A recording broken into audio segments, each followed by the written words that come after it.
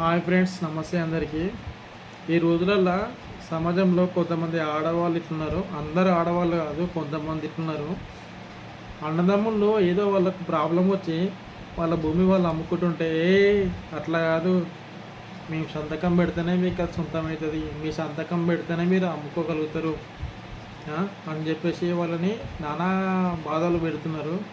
అది కాదు, వాళ్ళ ఆస్తి కోసం కాదు నువ్వు రావాల్సింది. వాళ్ళ సొంత తల్లిదండ్రుల అంటే అన్నదమ్ముళ్ళు వాళ్ళ తల్లిదండ్రులను చూసుకోకపోతే, అంటే మంచిగా చూసుకోకపోతే, నువ్వు ఉన్నావు కదా బిడ్డవి, నువ్వు వచ్చి చూసుకో, వాళ్ళని మంచిగా చూసుకో. లేకపోతే నీ దగ్గరికి వాళ్ళని దొరికొచ్చుకొని మంచిగా చూసుకో. నీ తోడబుట్టిన అన్నదమ్ముళ్ళకు అట్లా బుద్ధి తెప్పే వాళ్ళకి నువ్వు మంచి చూసుకుంటే వాళ్ళకు సిగ్గుశరం వస్తుంది. అంతేగాని వాళ్ళ ఆస్తి నాకు రావాలి, వాళ్ళ ఆస్తి నాకు కావాలి, అయ్యవ్వ అవసరం లేదు అనే బుద్ధి నువ్వు పోగొట్టుకో ఫస్ట్. ఆ బుద్ధి అవసరం లేదు నీకు. పైసా ముఖ్యం కాదు నీకు, అయ్యవ్వ ఇంపార్టెంట్. అయ్యవ్వని మంచిగా చూసుకో. అర్థమైందా? లేకపోతే నీ తమ్మునికి బుద్ధి చెప్పు, అయ్యవ్వ వాల్యూ చెప్పు, అయ్యవ్వ విలువ చెప్పు. పైసలు ఈరోజు ఉంటే రేపు పోతే పోయి, పైసలు ఇంపార్టెంట్ కాదు. అర్థమవుతుందా?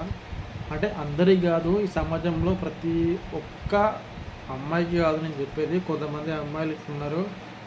అర్థమవుతుందా? వాళ్ళు మారండి ఫస్ట్. పైసాకి ఇంపార్టెంట్ ఎప్పుడు ఇవ్వకండి. అన్నదమ్ములకి, ఫ్యామిలీకి, తల్లిదండ్రులకి వాల్యూ ఇవ్వండి. ఓకేనా? Thank you.